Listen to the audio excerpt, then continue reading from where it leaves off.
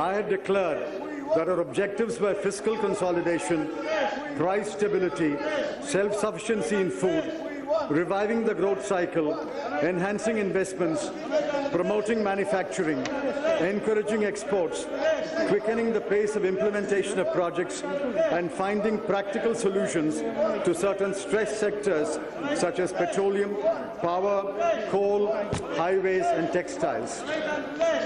Let me begin with the good news. The fiscal deficit for 2013-14 will be contained at 4.6% of GDP, well below the red line that I had drawn last year.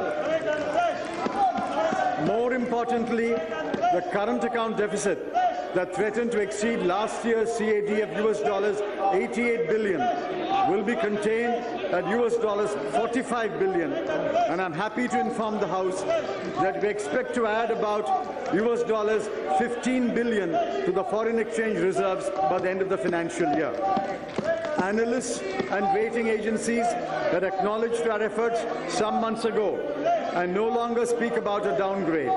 I hope that domestic experts will now agree that the UPA government meant what it said when it put fiscal stability at the top of the agenda.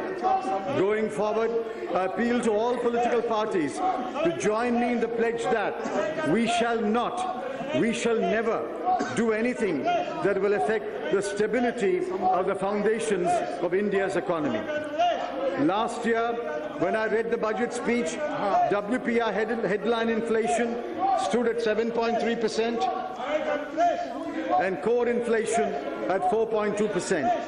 Through the year, inflation saw its ups and downs. At the end of January 2014, WPI inflation was 5.05% and core inflation 3%. Both the government and the RBI have acted in tandem. While our efforts have not been in vain, there is still some distance to go. Food inflation is still the main worry, although it has declined sharply from a high of 13.6% to 6.2%.